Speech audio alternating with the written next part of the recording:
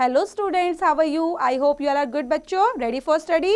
Very good. So today we are discussing about the topic of verb. तो verb क्या होता है बच्चे? Verb होते हैं action words को we can call the verbs.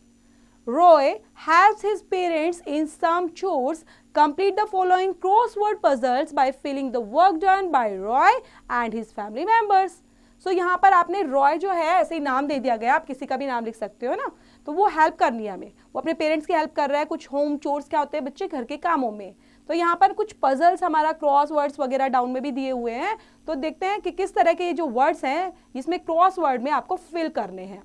और ये रो के थ्रू फिल अप हुए हैं बाय हिज फैमिली मेंबर्स की हेल्प से. तो आपको भी इसने क्या करना है, फिलअप करना है और फैमिली मेंबर्स की हेल्प लेनी है, टीचर्स की हेल्प लेनी है. तो किस तरह के वर्ड्स यहाँ पर एग्जिस्ट करेंगे? Words like read, cook, teach, laugh etcetera. Show some actions और द अदर्स. ये क्या शो कर रहे हैं? ये एक्शन को शो कर रहे हैं, क्योंकि पढ़ना, लिखना, देखना, कूदना, सोना, all are actions. A verb is a word that denotes an action और existence.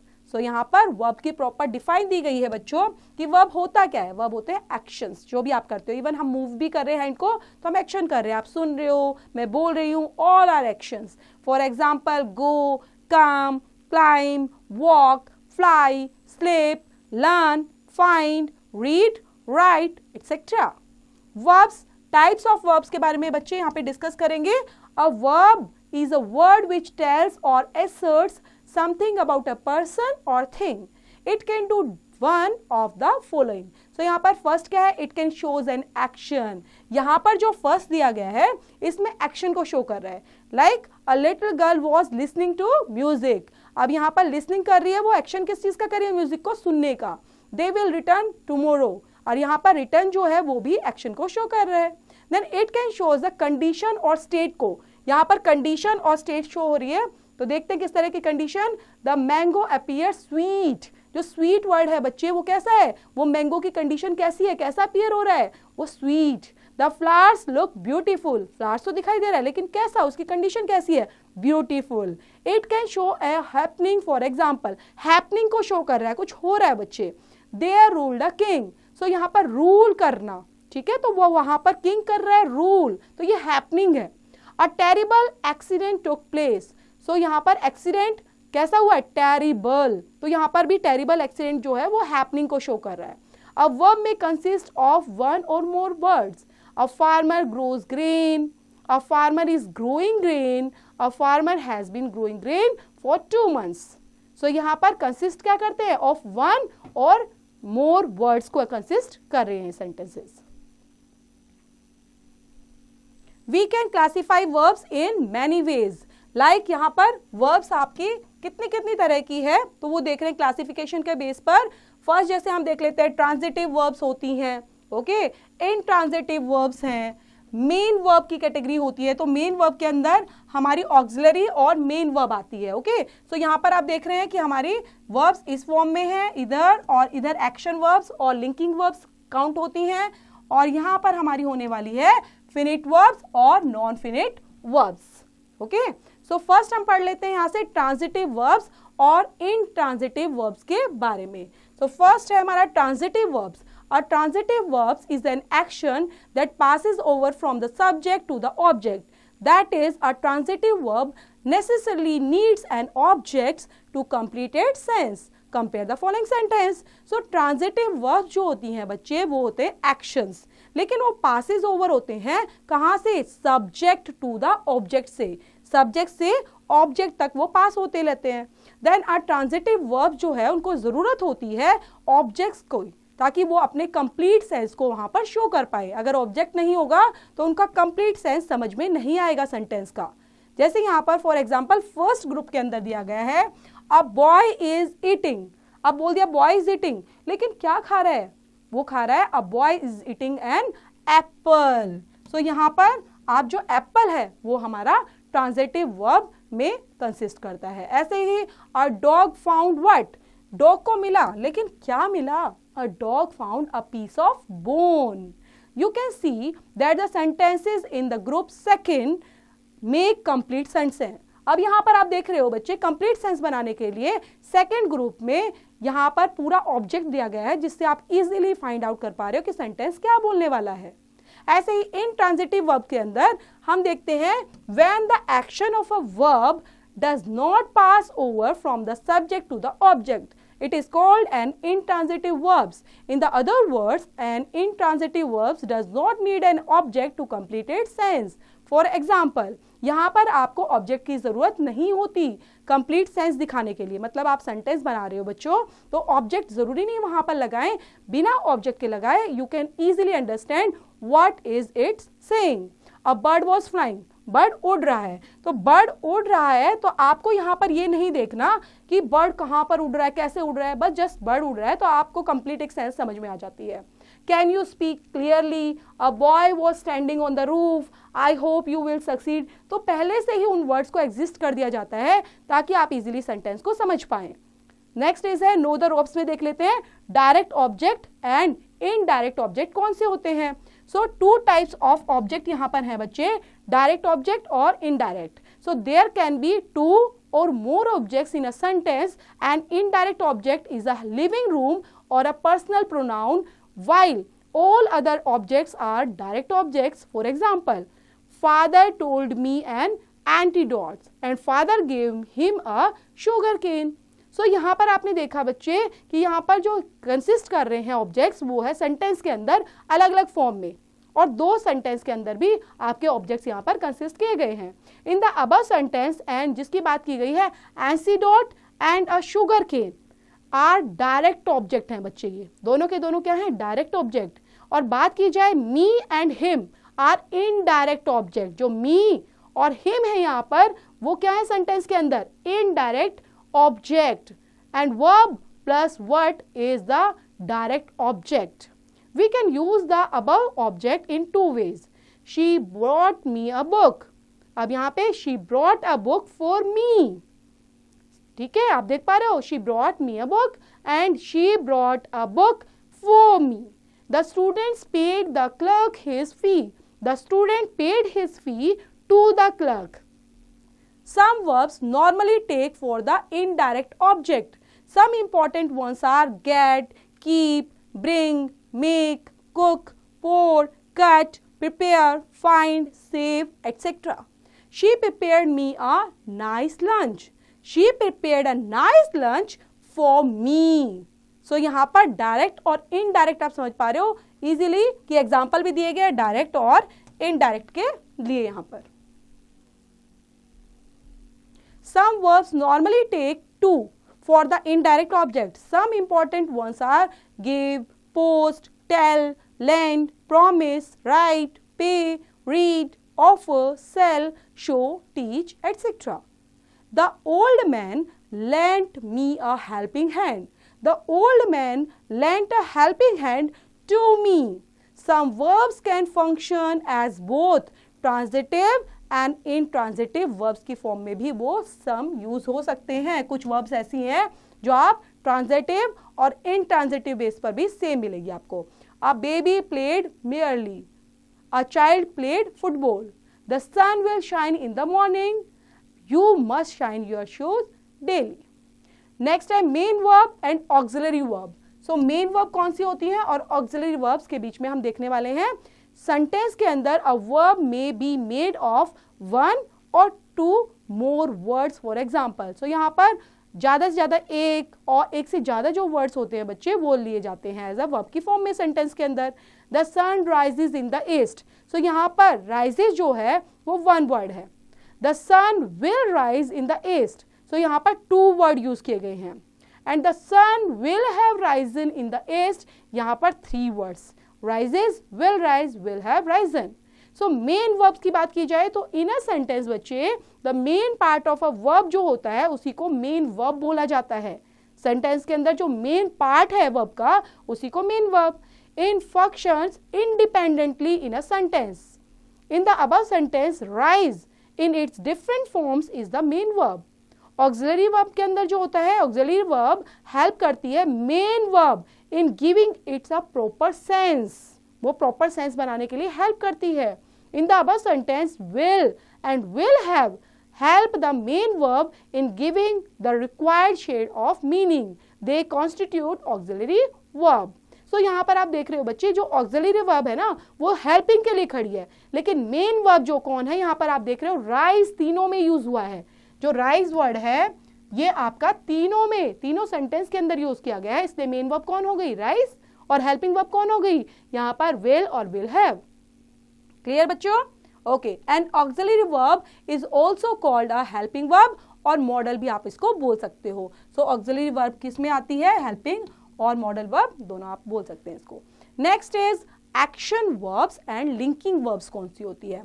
So action verbs and action verbs shows different तरीके से जो एक्शंस किए जाते हैं बच्चे, उन्हीं को हम देखते हैं एक्शन वर्ब्स की फॉर्म में. For example, the boy climbed up the hill, a mango fell from the tree, the little girl revised her lesson. So यहाँ पर आप देख रहे हो कि जो एक्शन है वो शोज कर रहे हैं कि जो वर्ब्स के थ्रू कि क्या क्या सेंटेंस के अंदर दिए गए हैं. Linking verbs, some verbs need not an object but something that will complete the sense. Such a verb is called a linking verb. For example, the building is high, Mayank was in the class, it feels hot today, the fruit appear fresh.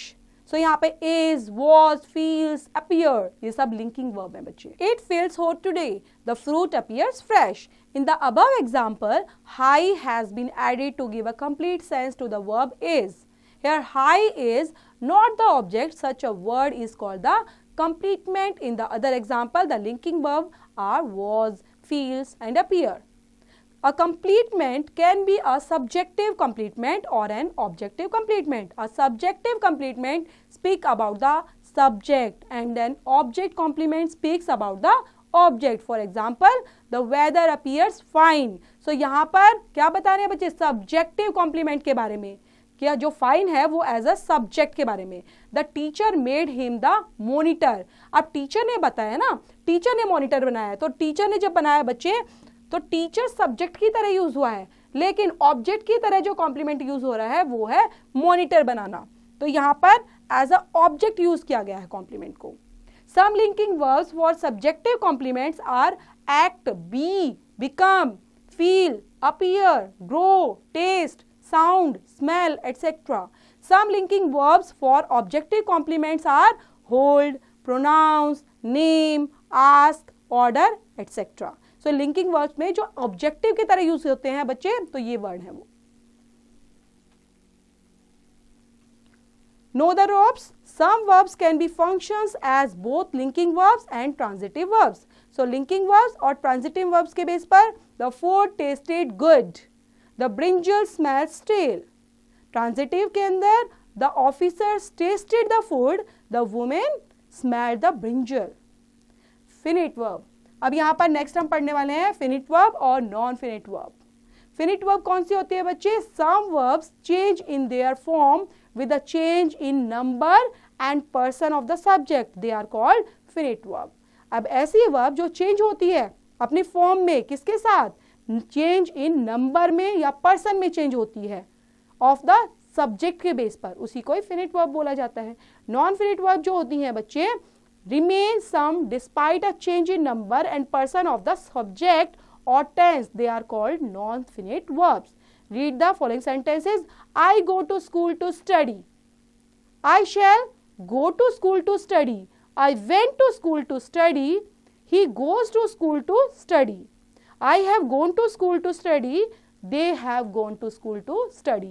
In the above sentence, go is the finite verb. अब देख पा रहे हो go जो है वो finite verb है. So it changes its form with different subjects as well as in different tenses के बेस पर भी वो चेंज हो रही है. Next, but अगर बात करते हैं स्टडी के बेस पर, जो टू स्टडी वर्ड लगा है बच्चे, टू स्टडी जो वर्ड लगा है यहाँ पर, तो वो क्या प्रेजेंट करता है? Has remained same. वो टू स्टडी आप देख रहे हो सेम का सेम है हर जगह, to study to study to study, ये चेंज नहीं हुआ ना, टू स्टडी सेम लगा है सेंटेंस के अंदर. So it is a non finite verb. तो इसको हम क्या बोलते हैं? इसलिए नॉन फिनिट वर्ब की कैटेगराइज में इसको रखते हैं. सो ये एक्सरसाइज दी गई है बच्चे पिक योर ब्रेन के बेस पर, और इसको पढ़ेंगे, रीड आउट करेंगे अच्छे से, और तब पूरी एक्सरसाइज को, चैप्टर को पढ़ते हुए तभी इसको कंप्लीट करेंगे. तो यहाँ पर भी कुछ एक्सरसाइज का है बच्चे पार्ट, तो ये भी आप कंप्लीट कर लेंगे। नेक्स्ट है forms of verbs. Different forms of verbs are used in different tenses. The 4 forms of a verb can be present form, जिसमें फर्स्ट फॉर्म और रूट वर्ब आती हैं, सेकेंड पास्ट फॉर्म जिसको बोलते हैं और सेकेंड फॉर्म बोलते हैं, थर्ड वन इज कौन सा है बच्चे, पास्ट पार्टिसिपल फॉर्म जिसको थर्ड फॉर्म बोला जाता है, एंड प्रेजेंट पार्टिसिपल फॉर्म जिसके अंदर ing फॉर्म एग्जिस्ट करती है। Know the verbs, verbs can be regular or irregular, or regular verbs takes ed or d in its past and past participles form as laugh, laughed, laughed, push, pushed, pushed, while an irregular verb has other ways as see, saw, seen, coast, coast, coast, etc. तो यहाँ पर proper तरीके से बच्चे आपको समझाया भी हुआ है कि first form present, past second form, past participle third form, and last one is present participles ing के साथ, इसलिए हम इसको ing फॉर्म बोलते हैं। अब्यूज, अब्यूज क्या, present first form, abuse second में abused, abused, abusing, accept, accepted, accepted, accepting, agree, agreed, agreed, agreeing, allow, allowed, allowed, allowing, annoy, annoyed, annoyed, annoying, ask, asked, asked, asking, assure, assured, assured, assuring, become, became, become, becoming, beg, begged, begged, begging, begin, began, begun, beginning, bent, bent, bent, bending, betray, betrayed, betrayed, betraying, blind, bound, bound, binding, bleed, bled, bled, bleeding. Next और हैं बच्चे यहाँ पर, इनको भी पढ़ेंगे। Blow, blue, blown, blowing, break, broke, broken, breaking, bring, brought, brought, bringing, build, built, built, building, burn, burnt, burnt, burning, buy, bought, bought, buying, carry, carried, carried, carrying, come, came, come, coming, cry, cried, cried, crying, die, died, died, dying, dine, dined, dined, dining, drive, drove, driven, driving, duel, duelled, duelled, duelling, ensure, ensured, ensured, ensuring, fail, failed, failed, failing, fell, felled, felled, felling, fight, fought, fought, fighting, free, freed, freed, freeing, gather, gathered, gathered, gathering, go, went, gone, going, grow, grew, grown, growing, hang, hanged, hanged, hanging, hear, heard, heard, hearing, help, helped, helped, helping, keep, kept, kept, keeping, knit, knit, knit, knitting, know, knew, known, knowing, lay, laid, laid, laying, learn, learnt, learnt, learning, leave, left, left, leaving, lose, lost, lost, losing, love, loved, loved, loving, make, made, made, making, manage, managed, managed, managing, mean, mint, mint, meaning. Melt, melted, melted, melting, mow, mowed, mowed, mowing, murder, murdered, murdered, murdering, open, opened, opened, opening, oppose, opposed, opposed, opposing, pay, paid, paid, paying, peep, peeped, peeped, peeping, prepare, prepared, prepared, preparing, pretend, pretended, pretended, pretending, prove, proved, proved, proving, provide, provided, provided, providing, reach, reached, reached, reaching, reap, reaped, reaped, reaping, rebel, rebelled, rebelled, rabbling, rebuke, rebuked, rebuked, rebuking, receive, received, received, receiving, recollect, recollected, recollecting, recollecting, recover, recovered, recovered, recovering, remind, reminded, reminded, reminding, repair, repaired, repaired, repairing, return, returned, returned, returning, ride, rode, ridden, riding, rise, rose, risen, rising, wrote, rotated, rotated, roting, run, ran, run, running, save, saved, saved, saving, say, sad, sad, saying, sell, sold, sold, selling, shake, shook, shaken, shaking, sharpen, sharpened, sharpened, sharpening, shine, shone, shone, shining, sing, sang, sung, singing, sink, sank, sunk, sinking, sleep, slept, slapped, sleeping, smell, smelt, smelled, smelt, smelled, smelling, speak, spoke, spoken, speaking, speed, spad, spad, speeding, spent, spanked, spent, spending, spill, spilt, spilled, spilled, spilled, spelling. तो बच्चे जो ये दो word दिए गए हैं जहां पर, तो आप कोई भी यूज कर सकते हैं सेकंड फॉर्म और थर्ड फॉर्म के बेस पर।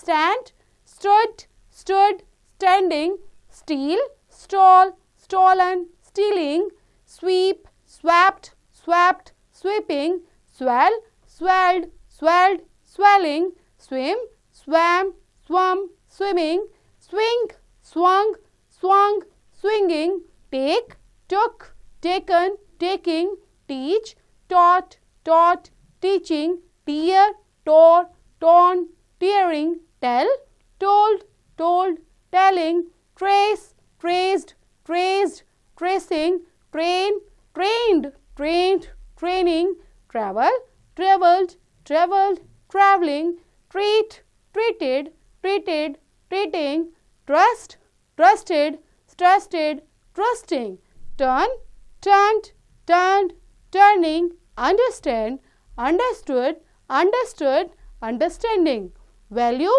valued, valued, valuing, view, viewed, viewed, viewing, wait, waited, waited, waiting, wake, waked, waked, waking, vendor, vendored, vendored, wandering, want, wanted, wanted, wanting, warn, want, warned, warning, wear, wore, worn, wearing, weave, wove, woven, weaving, wet, wetted, wetted, wetting, witness, witnessed, witnessed, witnessing, wonder, wondered, wondered, wondering, wound, wounded, wounded, wounding, wrap, wrapped, wrap, wrapped, wrapped, wrapping, wrestle, wrestled, wrestled, wrestling, write, wrote, written, writing, yawn,